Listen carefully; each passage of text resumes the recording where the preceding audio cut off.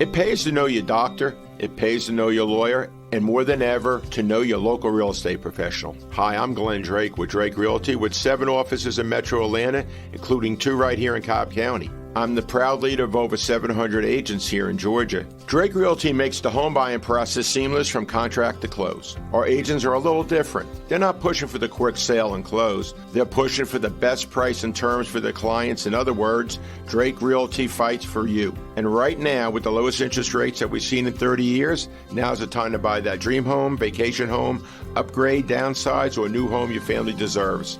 A lot of real estate agents talk big. Let my team at Drake Realty prove they will fight for you. I'm Glenn Drake, and I'd be honored to have my team serve you. Visit us online at drakerealty.com. And remember, it's not how quick you sell or buy, it's how the deal sets up your future. What caused a SWAT standoff in East Cobb? And how many Cobb students will be going back into the classroom? We'll have those answers and more. And an exclusive interview with Governor Brian Kemp. Coming up on the Thursday's edition of the MDJ Podcast. Engineered Solutions of Georgia. Hey Atlanta, this is Jay and Lewis, owners of Engineered Solutions of Georgia. Lewis, what should a homeowner do if they have a crack in their block wall, corner of their door, window, or concrete foundation? Well, Jay, if it's a diagonal crack, this lets us know that they should be concerned and there could be a serious problem. Then they should call our office at 678-ESOG now and set up an appointment to have one of our qualified professional technicians come out to their property to take a look at the problem. I'm consumer investigator Dale Cardwell. I've done the research already, so you don't have to. You can trust Engineered Solutions of Georgia. Give Engineered Solutions of Georgia a call at 678-ESOG now. Engineered Solutions of Georgia. We guarantee a stable, dry foundation.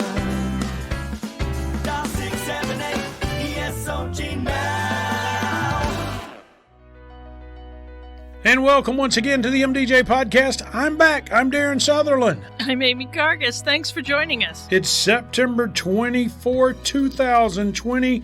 It's National Punctuation Day. Exclamation point. Exclamation, period, whatever point we Question need to make. mark. Yeah. That's it. I'm glad I'm an audio guy instead of a writer, Amy. I'd be in real trouble. Yep. Here are the top stories your friends and neighbors will be talking about. Both the Cobb and Marietta school districts took another step toward face-to-face instruction this week. Here with more is Marietta Daily Journal and MDJOnline reporter Alex Gilbert. Alex, how many Cobb students have opted for face-to-face learning this year? So far, 49% of the district's students, or the parents who represent 49% of the district students, have chosen to send their children back to Cobb School District classrooms for in-person learning. That's roughly 52,000 students. Another 35% have decided that they want to continue virtual learning. There's a remaining 16% about that hasn't made a decision. Now, the deadline to make that decision has already passed. That was Sunday, September 20th. Where exactly those students end up, decisions are going to be made on a student-by-student basis. The district will be reaching out to parents to what they want for their students. Marietta schools also announced dates for older students to head back to face-to-face learning. When does that start, Alex? The next phase is going to start October 26th. That's a Monday. That's when students in Marietta 6th Grade Academy and Marietta Middle School get to return for in-person learning. Again, that's a choice. Parents can instead choose to have children continue learning virtually if they're not comfortable sending them back to the classroom. Then on November 9th, Marietta High students get to return to their classrooms as well. At the beginning of the month, some of the district's youngest students started coming back to district classrooms, and the reason that they get to start first is because, as Superintendent Grant Rivera has said, elementary students, they stay with the same group of students, the same classrooms for their school days. So there's less risk of them catching or spreading the coronavirus. That was the reason for the delay in announcing the return for middle and high school students. Also, the district wants to keep an eye out on what happened after Labor Day. Thanks, Alex. You can always count on the MDJ to give you the most up-to-date education information in Cobb County. Amy? An Ackworth man accused of stealing a woman's purse at gunpoint in Marietta was caught and arrested in just 90 minutes thanks to help from residents and business owners. Around noon Sunday, a woman reported to police that a man had approached her, pointed a handgun, and threatened to kill her if she didn't hand over her purse. She quickly complied and ran away, then screamed for help, causing the suspect to flee. While Police Canine Apex and his handler tracked the suspect, later identified as Jermond Banks of Ackworth, other officers checked surveillance videos at neighboring businesses to find the purse, a backpack, and some clothes the man had dropped, as well as photos of him in his new clothes. A resident who saw the activity tipped off police after he startled Banks, who ran onto a side street. Police found Banks running from behind a shed in the neighborhood and arrested him without incident. Later, a business owner reported a handgun in their parking lot believed to be used in the mugging. Banks was booked into the Cobb County Jail where he's being held without bond. He faces charges of armed robbery and possession of marijuana, as well as previous charges from another agency. And in other law enforcement news, police arrested a gunman who barricaded himself inside an East Cobb County home after firing multiple rounds Tuesday morning. The man, whose name has not yet been released, was arrested at the home in the 7200 block of Kingsley Drive, ending a SWAT incident that lasted for more than 6 hours. Cobb police were sent to the neighborhood about 5:30 a.m. after a 911 caller reported gunshots in the area. When police arrived, they found a man firing a weapon. Police did not specify what kind of gun was used or how many rounds were fired, but neighbors near the Kingsley Drive home reported hearing between 20 and 30 shots. Kind of alarming, Amy. It's not clear if the man was shooting at anyone, but investigators say he may have hit some homes. Police placed the Newcastle subdivision on lockdown while negotiators worked to resolve the situation. The armed suspect was taken into custody shortly after noon and no injuries were reported. Coming up, we've got another restaurant inspection failure to share with you. And we've got that exclusive interview with Governor Brian Kemp coming up. You deserve better than your bank. Better service, better rates, better solutions. If you live or work in Cobb County, now is the perfect time to make the switch to the Credit Union of Georgia, the better way to bank. Since 1960, Credit Union of Georgia has been providing Northwest Georgia with financial solutions that make sense for your home, business, and family. As a homegrown, not-for-profit cooperative, our members are our mission. Not only will you get the best loan rates, you'll get personalized customer service from people who understand your needs. Plus, Credit Union of Georgia provides real convenience with a network of more than 30,000 accessible ATMs and branch locations across the country. Of course, there's also 5 locations right here in Cobb County. Ready to see how much better your banking can be with Credit Union of Georgia? Become a member today or apply for a loan online by visiting www.cuofga.org. Credit Union of Georgia, the better way to bank. Cobb County has revoked the business license of the Tokyo Valentino shop on Johnson's Ferry Road in East Cobb, saying the sex shop lied on its application. In the September 8th letter to Tokyo Valentino announcing the suspension, Cobb County's Business License Division stated that owner Michael Morrison lied when applying for the store's license and in statements given to news organizations. The store's name, according to its business license application, is 1290 Clothing Company. Well, we never saw 1290 Clothing Company, and that's not the name the store used. And the store isn't selling mainly clothing and shoes like it claimed either. On August 28th, the store told the county that the top 3 categories of inventory at the store are adult in nature. The shop will remain open until a county commission hearing on October 27th to decide whether to permanently revoke the shop's license. It's time once again for the weekly restaurant inspection scores. Darren, last week you mentioned how great all the Cobb County restaurants were doing, but I think you jinxed us. We've got another inspection failure to share. Well, here we go, folks, and it's probably the worst one we've seen so far. Zeus's Greek Street Food on Powers Ferry Road, Amy. They got the lowest score I've seen so far, a 42. Here is just a few of the issues the inspectors found on the September 17th visit. Not inspecting and checking the temperatures of food when it's delivered to the restaurant to make sure it's safe. Several food items were left uncovered in the walk-in cooler. dry storage, and cash register area, mold on various food storage equipments, and the beverage spigots. Several issues of improper food temperatures, such as not cooking chicken to 165 degrees. You can read more from this inspection report and maybe find somewhere else for dinner by visiting the Cobb Eats tab on the MDJ Online. So Darren, tomorrow's Friday. Yes, ma'am. And that means I'm not on the podcast. That's right. That means you'll hear me and sports editor of the Marietta Daily Journal and MDJ Online, John Badnarowski, do Cobb Football Fridays and talk about all the big high school games this weekend and things that happened last week. I'll give you a hint. One team in Cobb broke a 31-game winless streak, and so much more right here on Cobb Football Fridays with myself and John Badnarowski.